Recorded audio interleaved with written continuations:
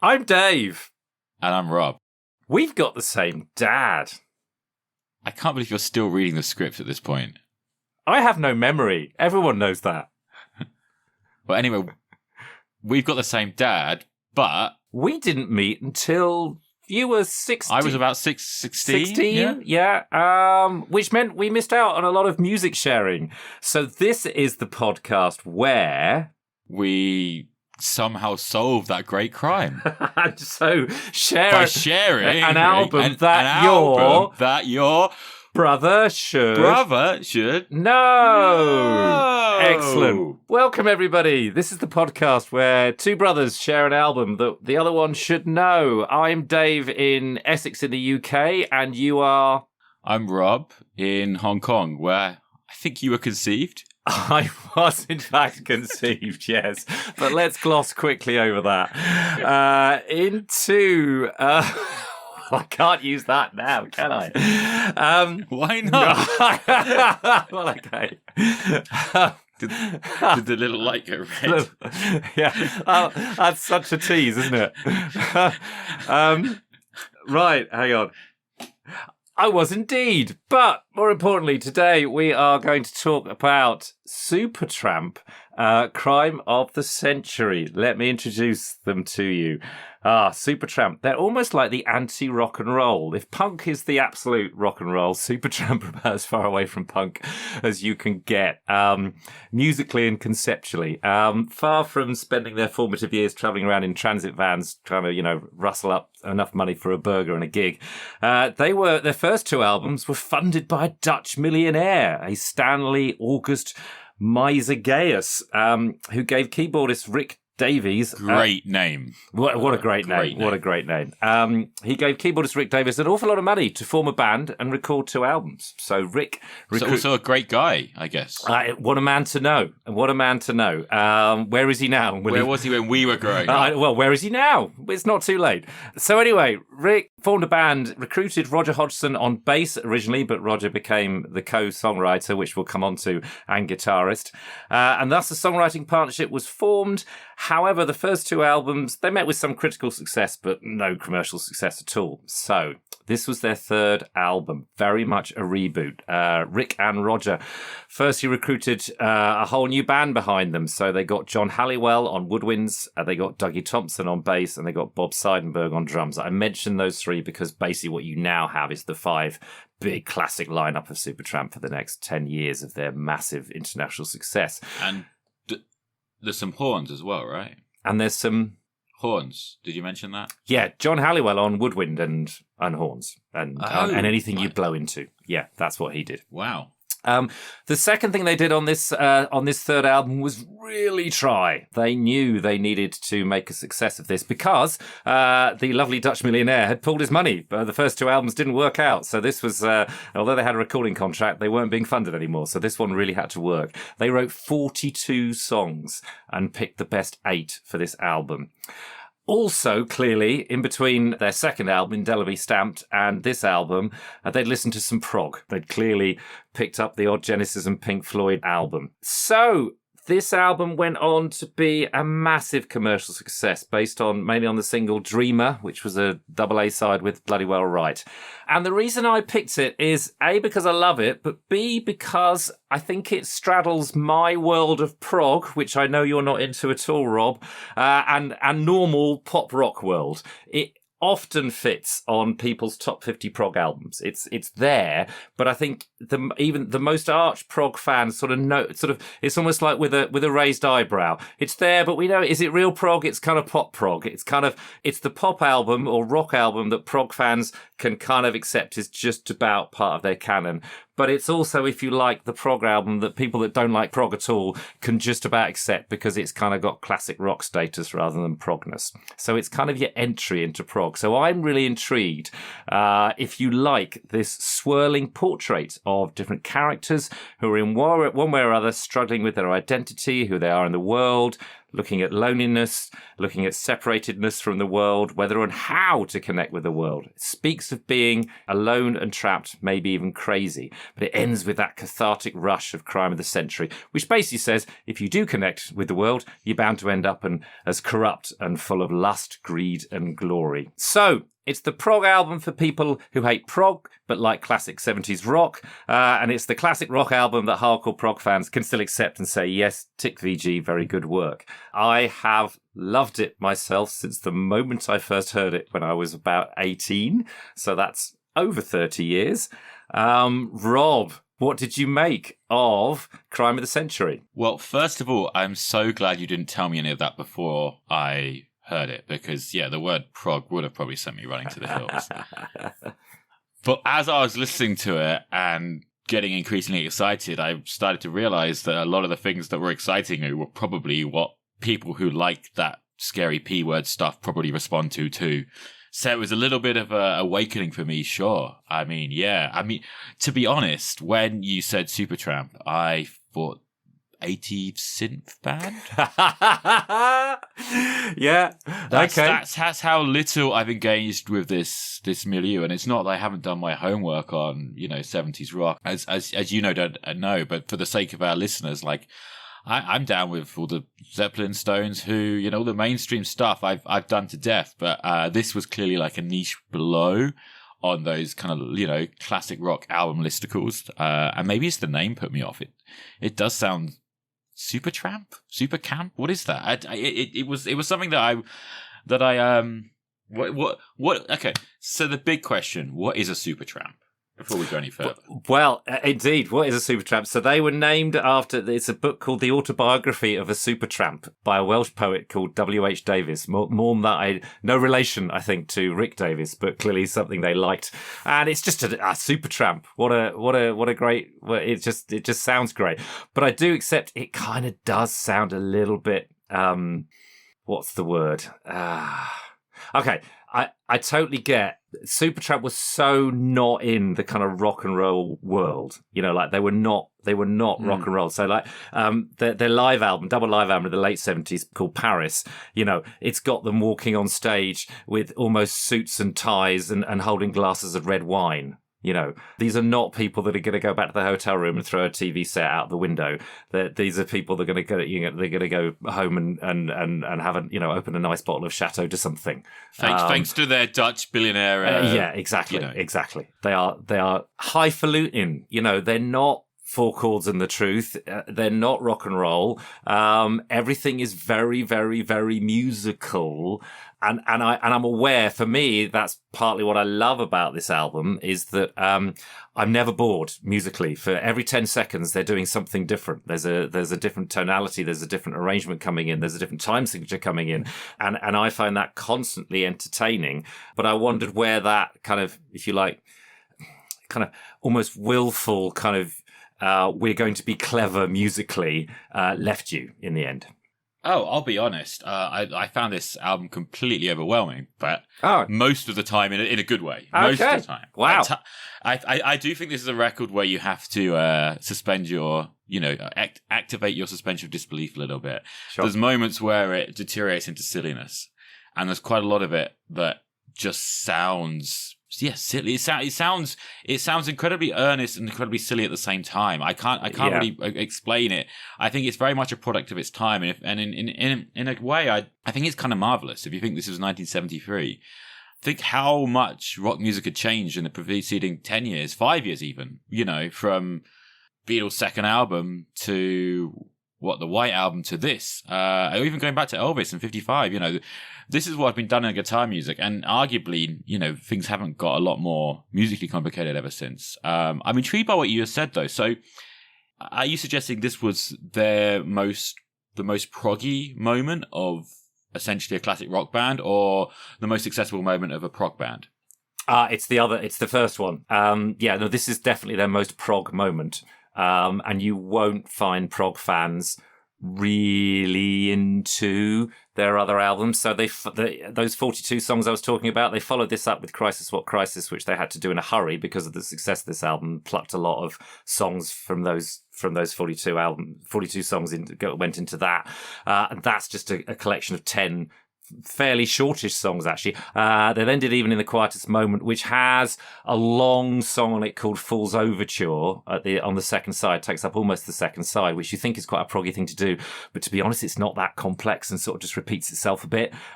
Sorry, Supertramp fans, I know Fool's Overture is a massive part of their over and you love it, but I find it a little bit boring.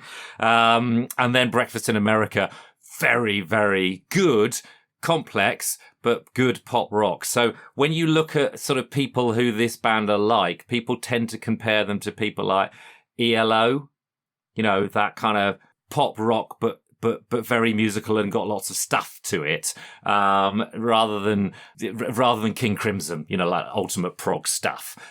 So this is I think probably musically challenging as they get. And that's a really weird thing to say because the sound of this album isn't challenging, is it? The production of it is very, very almost easy listening, mixed with these kind of layered, complex arrangements where the music is darting around a lot. Well, that's kind of probably why I responded to it, because it's taken the kind of liberal use of effects, as you say, but more importantly, the inventive structures, the breaking down the rules, the removing the AABs, the verse, chorus, bridge, and really just allowing, a very novel approach to how songs are structured. But the musical ideas are not widdly, weird scales, weird odd meters for the sake of it. Like, no single musical idea they play is exceptionally difficult. It's definitely not stupid music. It's more that the way that these have been constructed is out of your normal. Yeah. So they're using the same language as most pop rock. They're just cramming a lot more ideas into a single composition, and that's why I think I responded to it pretty well. But there's also moments where it's very easy to snigger as well, and that's why I think it's a it's a real. I've used this expression before, but it is a real highway act to kind of blend these together. And I think just the way the record sounds, that you can tell that they're using the most modern effects they could lay their hands on, and they're really pushing the envelope. And I found it really instructive to imagine that this came out the same year as Dark Side of the Moon, right? Which certainly is a reference point in some ways. Yeah, no, and I totally buy what you were saying about, golly, didn't music progress from 1965 to 1975. This album was actually 1974. And if you look at just how many... Sorry, I thought it was 73. Yeah, it's fine, yeah. But how many different, It was the year before, year after Dark Side of the Moon. There you go, yeah. So, the production is interesting. Produced by Ken Scott, who...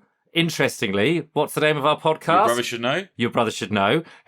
Was the engineer on Your Mother Should Know for the Beatles. Yeah, he was an apprentice in Abbey Road and grew up through the Beatles and ended up engineering and producing on some of their tracks, and then went on to be a sort of fated producer. This was quite a seminal thing for him. It put him on the map a little bit. And, rather than spending 2 weeks on the recording of this album, they spent something like 6 months, and you can hear it. They really thought through, almost every note, sound, syllable, and the way it's produced. And it's still, for me, and I know for a lot of people, it's still, if you're testing a hi-fi or wanting to know what your new headphones sound like, this is one I put on, because it's almost like a reference album just in terms of how it sounds. And it is constantly gobsmacking that it's 1974, because we looked Daft Punk last week, the production was amazing. I do find, although you can hear it's dated, you can hear it is the early 70s. The production is an absolute masterclass in clarity and also feeling and bass and all of those kind of clever bits shining through as well. Yeah, I mean, talking about the sound of it, there was one that jumped out at me, and probably the only piece of music I'd heard before. And I think at this point of the album, it was a real turning point. We have to talk about the single, Dreamer. Yes. I mean, if that had been the first or second track on the album, I feel like I may have wanted to, run screaming very quickly. Luckily, it came at a point where I was kind of ready for it. I think it's a wonderful pop song that's very, very well performed, and it shines through so well. But it does kind of stand out as a bit of a sore thumb on this record, because there's some other moments that play to the kind of sentimental aspect of music, but they're generally the slower bits. All the other fast songs are far more... They've got a darker hue, shall we say? Yeah, no, I agree, and it's. I respect it as a single, but it's my least favourite bit of the album. And do you remember on Disintegration we talked about Lullaby being my least favourite because it just stands out as a pop tune rather than the continuity of the rest of the album. And for me, Dreamer is the same. You know, you start with School, which just is wonderfully complex. God, I can listen to School. I've listened to School at least, thousands of times in my life, and I'm still amazed at what you said about there's nothing very clever going on here, but they've managed to stick lots of, not very clever things together, and every 20 seconds something changes, and every 20 seconds it's engaging. And for me, School is like, it just captures the whole album as a start. I feel like every time you think they've got to the song, this is what the song is going to be about. Yeah.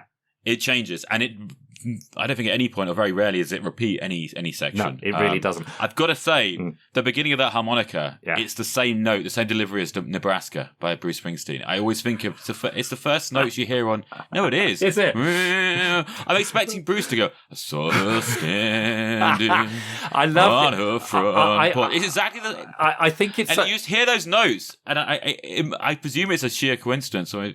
Nebraska came way later, so... I would find it amazing if Springsteen would ever list Supertramp as one of his major influences, and that he was actually harking back to that. So I'd imagine that is just a coincidence, but I like the idea. But what I was going to say, just to get to Dreamer, and I'm not just because you have School very, very complex. You've then got these two quite dark. Then you go into Bloody Well Right, which was the other side of the single, which we'll come back to. But then you've got these kind of two quite dark songs, which are actually almost the most traditional in terms of their arrangement. You've got Hide in the Shell and Asylum. And if you listen to it for as long as I have, you'll know that but what they both do is that their verse, sort of first chorus structure, it's more of a verse bridgey build to a chorus.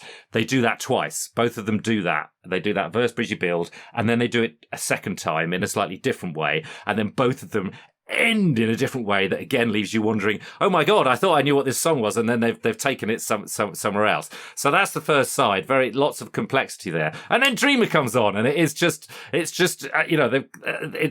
almost that one kind of phrase, Dreamer, la la la la dreamer. That's it. That's the song, because it does that kind of a couple of times, and then it goes into the quiet bit of Dreamer, which is just this for a single. It's quite weird actually. It just sort of spends about a minute and a half building in a different way to the chorus again and a key change. But as a pop song, even as a pop song, it's not going verse chorus bridge verse chorus. It's sort of going our chorusy bit, some weird breaky bit, and then our chorusy bit and a key change but it's still very pop, right? Yeah, and I've always kind of loved songs that do that start with a chorus. It's a device that's, of course, it's often been used in the history of music, but I don't think it's actually been used often enough, given how great it is. I mean, I think She Loves You is a perfect example, right? Yeah. Like that. And actually, She Gives Love a Bad Name by Bon Jovi, perfect song. Uh-huh. Yeah. If you hit them with a chorus at the beginning, it's a really, really powerful device. And considering how powerful it is, it's odd it hasn't been employed more often. Yeah. But yeah, in this case, I mean, I think it's a wonderfully arranged, fun piece of music, but it did kind of stand out to me, and it's almost a shame that it kind of goes before what I think is probably my favourite song. Rudy. Yeah, I've got a lot of questions about this. Okay, go on. First of all, who the fluff is Rudy? Yeah. We don't know. All we know is on a train to nowhere. But he's also halfway down the track. But is he just in a cinema the whole time? Yeah. Because he's escaping. Is this just some big movie? Is life a movie? Is he just trying to? I'm very confused, but the way that song builds and the various progressions it goes through is bloody fantastic. I'm so glad you liked it. I thought you'd hate it, so that's fantastic. Wow, I love the kind of Englishness of that song, and there's a quote that they take a sample in 1974 from a station announcement that name checks Bristol Temple Mead Station. That's just fantastic, which is so delightfully. And I'll tell you, I was listening to that walking through Central Station in Hong Kong, and I almost felt a pang of. A pang of homesickness, which is the closest I get to remorse right now. So I agree. I mean, I think Rudy is one of the very strong songs on this album, and it goes into, and I wondered what you thought of If Everyone Was Listening, which again, and I mentioned that again because it's again, like Dreamer, a little bit different to the rest of the album. For me, this was probably, how I said we had to walk this high wire act and this suspension of disbelief, there were probably 2 moments on this record where I couldn't quite walk the whole way to go with them. And this was definitely one of them. It was kind of comically British, all about, this kind of caricature of the players. And I've got to say, this was, to me, at various times, different references came up. I'm kind of annoyed that this record came after Dark Side of the Moon, because the chord progression, what I guess is the chorus, does sound very similar to the song that goes, "See You on the Dark Side of the Moon." It sounds like the most overt, it almost sounds like a rip-off. If they were contemporaries, I'd let them go, but it for this to come out a year later sounds, a little bit too close for comfort for me. One thing I did notice, the quirky little flute solo at the end, does that not remind you, I think it's a Nick Drake song? If it never has done. No, it's a Joni Mitchell song. I think Tim Whistle or something off one of her, something off Clouds, perhaps one of the early songs, and it just kind of ends, and then it has like a one of her very early. It might be Lady of the Canyon or even the first album. But yeah, that seems like a very obvious reference to Joni Mitchell. So I have to say, while Dreamer I think doesn't fit, and therefore it's probably oddly my. A low point would be the wrong word, because I still love it. If everyone was listening, I get doesn't quite fit the style of the rest of the album, and actually, when you go on the kind of Supertramp fan sites, most people say that this is the least strong track on the album. And I must just interrupt to say I'm very much looking forward to spending some time on those Supertramp fan pages. Well, they sound like a riot, Dave. They are knowing right. how you're spending your middle age. That's where I spend my Saturday nights. Yeah.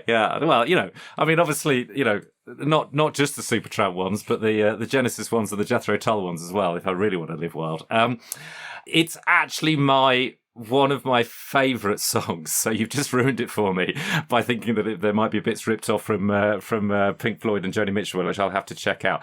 I love it for a number of reasons. I love it because I think it does give all the other songs, the rest of the album is really clever and musically very engaging. I think at 19, the Didn't know the lyric. difference? 19 lyrically and conceptually, it really spoke to me as well, all that kind of separatedness. But actually, in the cold light of day, perhaps because the production is so crisp and clear, it's not the most it's not the most emotionally engaging experience for me, this album anymore. I appreciate it musically more than lyrically, but I actually find, if everyone was listening, to be the kind of sentimental, emotional heart of the album. I think without it would be a little bit of a colder experience all round. And I mean, it's inspired by Midsummer Night's Dream, so you're right to make the sort of Shakespearean player reference. And I guess what he's talking about is, it's around people who never quite feel that they're being entirely themselves out there in the world. They're always putting on some kind of performance, and that being something they have to dress up for. How do you plead an actor indeed? Go relearn your lines. I find it quite heartbreaking in a way that character is having to do that all the time and isn't succeeding.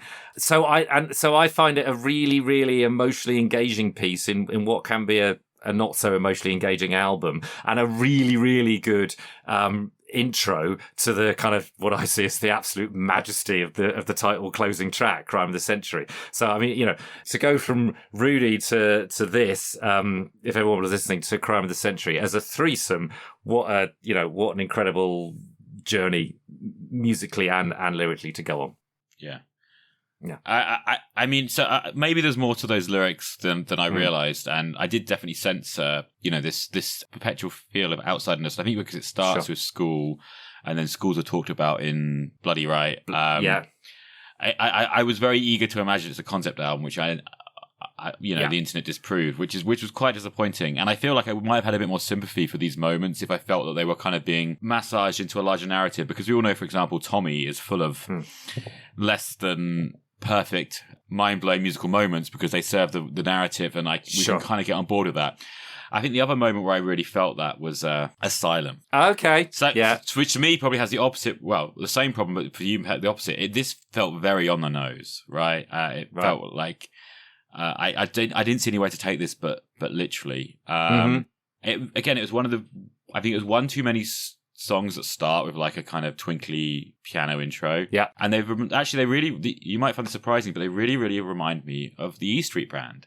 And I feel like the pianist-composer, must have a similar background. I presume he's classically trained, but not much of a, not a lot of groove, not a lot of jazz, not a lot of slurring, not a lot of rhythmic free notes. He's very technically precise, and he's playing exactly the same kind of semi-improvised, but basically big kind of arpeggio noodling that Roy Bittan would play at the beginning of, the windy, long, sentimental Springsteen songs. And to me, this song is a bit of a Springsteen song. And it will, like good Springsteen songs, you have to suspend your disbelief again. If you're going to buy into The River or Stolen Car or some of those longer, more Night of the Soul records, you have to kind of, especially, growing up in rural Britain, you can't necessarily buy into all that imagery. Sure. But this one, the lyrics were just kind of so clear. I mean, I found the idea of 15p for a smoke pretty funny. But everything else, it was kind of like, it felt a little bit, like a knowingly earnest attempt at like pop opera. Right. Springsteen meets West Side Story. Nice. I'll take that. It is lyrically very direct. It has exactly the same lyrical theme as Elton John's Madman Across the Water, which is perhaps a little bit more famous, but it's essentially, someone that's in an asylum who does or do they not know they're mad, and are they mad or not, and they're denying they're mad. Which maybe and mad, and I should just say mad is an awful word these days, but at that time, but is denying their mental health state. Yeah, maybe that hasn't dated well in the way it's addressed. There's one more song that we haven't talked about actually. So, like I said, I think Rudy is by far, well, not by far. I think Rudy, if pushed, I think I'd take Rudy as my favourite song, which is kind of surprising because it's actually the longest.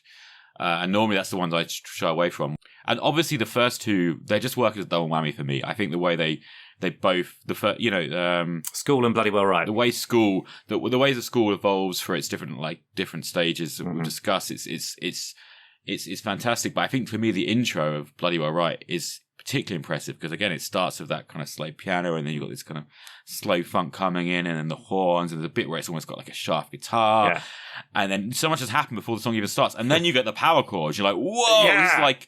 Wow, this is like Alice Cooper or something, and then you got these dual guitar harmonies, and it's like, and all this is before the song has really begun. Yeah. And then the whole bloody right is kind of like, it's almost like a British vaudeville, fairy ground, whatever. So the whole thing's slightly ridiculous, but I think I've gone with the bloody right because I've sat through the minute or minute and a half of musical specialness. I'm saying all this because it relates to what may be my favourite song on the album, but on some days, but on others is my least favourite, Hide in Your Shell. I think it all rests on that completely irresistible chorus. I find just the melody so compelling. It's just instantly grabs you in a way that even Dreamer doesn't. I think it's a fantastic chorus. But as you say, it's a lot more simple. And it's kind of got this kind of twee, twinkle, twinkleness to it, going on in the verses. And actually, this is the one that reminded me of Elton John a little bit. It grabs you so powerfully. It's just the strength of a really, really, really, really good piece of songwriting. So that's kind of second stroke, seventh favourite song on the album, depending on what day of the week it is. Sure. Yeah. It is fascinating when you start digging into their different backgrounds and writing styles. And it's probably worth spending a bit of time on that. So you got Rick Davies, who is apparently from a working class background, but classically trained, so very, very good, pianist, but does have a kind of a blues. He's done blues bands and goes on to do some more simple blues stuff as well. But then you've got Roger Hodgson, who went to private school, is basically posh and into pop, and he's the one in the band that's written Dreamer, and later on writes the really big hits like Breakfast in America and the Logical Song. So in the albums before this, they apparently collaborated very heavily. They wrote together, and they were, as I say, commercially sort of successful. I'm sorry, critically sort of successful, but commercially not. Apparently, on the time of this album, their relationship had already started to get not strained. They never said it was a strained one, but they just never really got on, other than musically. So they weren't mates. They just kind of did this together. So by this album, they're clearly writing. Although all the songs are always Lennon and McCartney, it always says Davies and Hodgson. It's clear who wrote which one. You can tell by who sings on which one. So, I would love you to break this album down for me. Okay, so you've got Rick Davies. He wrote Bloody Well Right, Asylum and Rudy. Yeah. Oh, how odd. So two of my favourites and one of my least favourites. Yeah. And it is amazing. So he's the lyrically on the nose guy, basically. He's the heart and the sleeve. But it is also weird because they do have these different musical styles, but sometimes you're like, oh golly, is that a Hodgson or a Davies song? But all of those three do have those piano intros. I think all three have those Bloody Well Right and Asylum certainly do. Rudy's no more goes straight into it, but that's where he's displaying his piano chops. Roy Bittan chops. Yeah. Hodgson wrote Hide in Your Shell, which is the more surprise to me if he's the poppy guy, because that feels like it's more like Asylum. But he wrote Dreamer and If Everyone Was Listening. Okay, so the two more, the more poppy ones. But they collaborated properly apparently on School on the opening and closing track on School and on Crime of the Century, and that's symbolic. Yeah, and for many people, those two are the strongest musically songs. They're certainly the ones I go back to and think are absolutely brilliant musically. And they opened and closed their gigs for many years to come. Those two absolute collaborations. And you could say, because certainly on later albums, they really, really not only wrote separately, but arranged separately as well. And it just became kind of almost two people's solo projects on the same album. So there is an argument that... Yeah, they white albumed it. So there is an argument to say that the last time they properly collaborated on two songs was the first and last, School and Crime of the Century, and they are very, very strong songs. If only they'd done that more, but they didn't. That's just personalities and rock and roll history for you. But that's how the writing ties down, and you can see it. You can see Davis's more complex classical approach to songs like Asylum and Rudy, and you can see Roger Hodgson's more kind of pop. Not simplistic approach because he's a very musical guy, but more frontally melodic approach in things like Dreamer and Everyone Was Listening. But they certainly have a crossover of kind of musicality in them. Again, I'm so glad I didn't know that before listening. Mm. The song we haven't really talked about is the very last one, Crime of the Century, which I just think is incredible. It kind of rounds off the whole album musically, but also lyrically, as I said at the beginning, all of that introspection and should I be part of the world? And well, if you are, it's only going to go badly. You're going to end up as a man of lust, greed and glory. I love the way it just kind of slowly, the first half just kind of slowly builds, and then you've got some Hodgson guitar, and then the piano. When I first heard it, I thought the piano was going to do more, and I was waiting for that ding, ding, ding, ding, ding, ding, ding, ding to change. It changes a little bit, but what you realise is what's going on top of that, the orchestral work and the saxophone coming in, which just builds and builds and builds and builds to that massive climactic note, which then quickly fades, and then you hear the harmonica that brings you right back to the beginning of the album again. I honestly think it's probably top 10. I'd have to struggle, but top 20 certainly songs of all time for me. It's certainly Desert Island Disc candidacy. I can listen to it again and again and again. I'm not even going to engage with that level of absurd fandom, but I am I'm genuinely baffled that you're saying this is one of the two they wrote together. Because for me, the first song, School, probably is the musical high watermark of the album. I think there is the most going on, and I think that that really sets out. It grabbed me instantly and made me suspend my disbelief, as I've said, for lots of the things that were to come, and lots of the kind of lots of the musical decisions, about maybe more than decisions of taste that I might have otherwise found dubious. Sure. Maybe I haven't engaged with this song as much as I'd like to, but to be honest, it sounds a little bit like a bit of a melodramatic piano dirge at the outset that doesn't really go anywhere.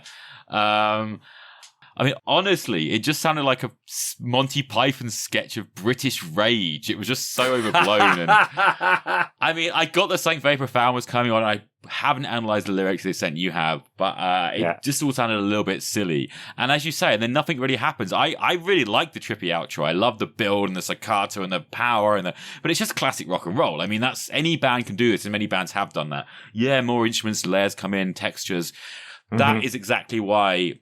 What puts me off bands like Pink Floyd that aren't that musically interesting, but just rely on effects and production and arrangements to play at your heartstrings that don't actually really mentally appeal to musicians that much, but appeal more to the general populace who can sense something's changing. And so for me, this felt like a little bit of an underwhelming end. I don't hate it, but to learn that it was one of the two collabs and it's what they closed their concerts with for many years just seems kind of baffling to me because, yeah, next to Rudy, next to School, next to Bloody Right, it just feels a little bit underwhelming. I probably, yeah, no, fair enough. And, I thinking back, I might well have thought the same 30 years ago because it doesn't have, you're right, actually thinking about it, it doesn't have the same musical complexity. I think we can allow it them in an album that has so much, musical stuff going on. We can allow them a bit of tropey emotion at the end, and it really works for me, as I say. But that is, it's a fair cop. I do get that it is. It's a set of more obvious musical choices. So I have to say, I am delighted that that you found a lot to appreciate on this album, and surprised, and really pleased. I guess a question for me to ponder is, with any album, where's the best place to listen to this? Ooh, I can only imagine myself curled against a train window, preferably like a old kind of 70s train, maybe going through like the Alps or somewhere, or Switzerland or somewhere high up. It's icy, it's cold. I'm in an empty carriage. It's kind of round dusk, and I've got, it's a bit Wes Anderson, to be honest. I'm wearing big old school mechanical headphones, and I'm just immersed in the music. That's what I hear. It's icy, but it's beautiful. It's pain and beauty at the same time, and it's definitely complex. It's all and nostalgic. All the things this album's saying to me. Wow. Yeah, no, I can get behind that. I love that. So let me ask you, when did you encounter this album, and what role has it played in your life? Okay, so the way I can only imagine myself listening to this and where it takes me back to is I first heard it I was in a tiny bedsit, so I must have been actually 19, on a record player, proper record player. It was proper vinyl LP. I bet you don't still have it. I don't still have it, no, sorry. Because obviously I did what everybody else did and sell their vinyl and get CDs, and now I stream, and now I might buy vinyl again. And so it goes round. But you'll be pleased to know I was listening to it on a massive pair of chunky 70s headphones. Yay! But I wasn't, unfortunately, on a train in the Alps. I was stacking shelves for Tesco's in the daytime and living in this seedy bedsit in Felixstowe in Suffolk. And as I say, at the time, lyrically, this one meant a lot to me because it was all about, where are you? What's your place in the world? Alienation? Am I going a bit mad? Who am I? Who are the props in my play? As the song says, and who should I be? So it played a big role, kind of emotionally, for me at the age of 19. Musically, it's sort of travelled with me because it's a kind of yardstick for me of other bands, and when bands try to be kind of clever, I sort of go back to this album and go, yeah, you're not quite pulled off School, have you? Good luck with that. Where would I ideally listen to it now? I think I might join you on your train in the Alps. That sounds like an ideal place. I tell you what it is. There's something traveling with this album. I don't know whether it's just the Rudy and the train thing, but there's something about being on the move that suits perpetual motion, because there's a real sense of perpetual motion because the music keeps changing, and it's not like it necessarily gets faster, but it's got that methodical sense of progress to it, which perhaps is why it suggests train travel to me, not air travel or anything else. So honestly, Dave, I didn't expect this album to have the effect on me it's had. I'm really grateful to have it in my life now. If I wanted to hear more, where should I or our listeners go? Yeah, and that's difficult. I probably spent quite a lot of time searching for another Supertramp Crime of the Century experience. It does feel quite unique for them because it's their most proggy complex moment. There's good Supertramp to get into. You know, I personally would recommend the album that followed this up. As I say, Crisis What Crisis. Although actually that one gets less good reviews. But I think there's a lot of really strong songs on that, and I've always enjoyed it. The big behemoth, Breakfast in America, is worth a listen. Give it a go. There's some, take your sort of complex prog ears off and put some pop rock ears on, and it is worth a listen.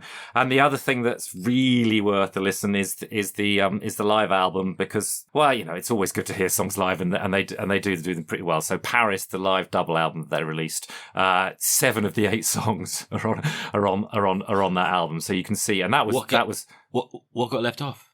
If everyone was listening. Oh, I can see why they've done that. It's a quieter, not quite so in your face thing for a live album. But they had just, you know, that tour was the Breakfast in America tour. They had just become absolute global superstars, and Breakfast in America was a huge album. And yet on the tour, they still played, you know, 95% of this album, which effectively all of it, which shows you. I think that would be about 92%, wouldn't it?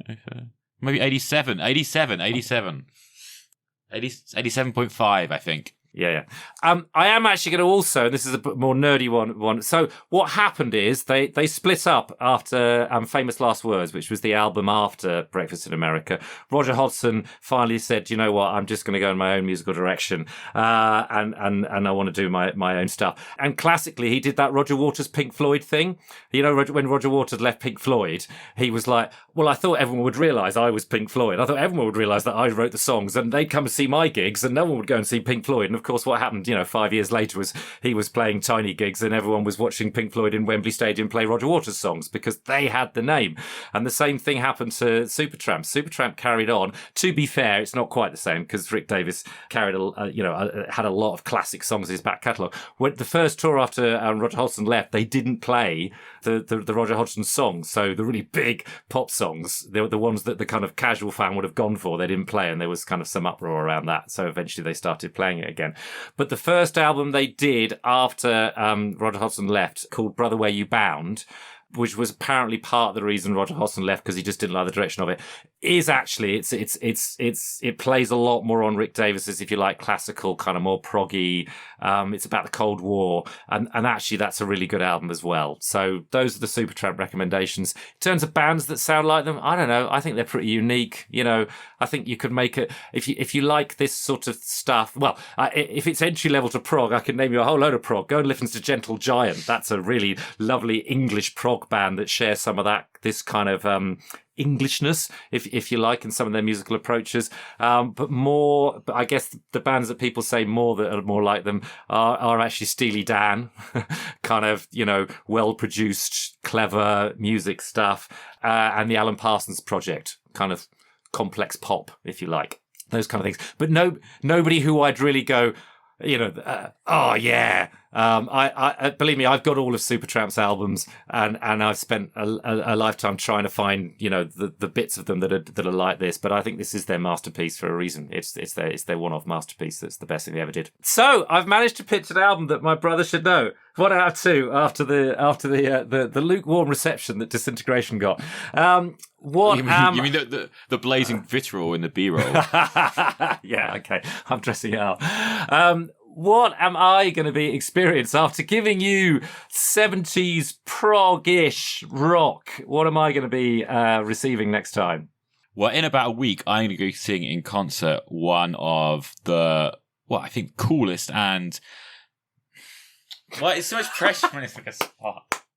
That's insightful musical journalist I look to you for, Rob. The coolest. They're the coolest, man. Hey, they're that's cool. kind of the point. Like, that's so cool. One of the most...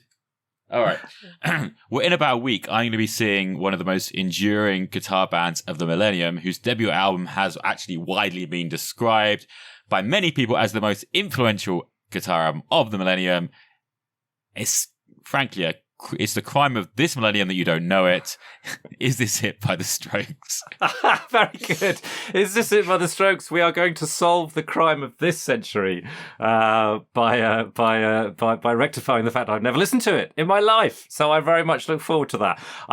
My preconceptions are it's going to be very different to Supertramp, but I'm looking forward to it very much. Wonderful. Thanks for listening, everybody. Catch you next time.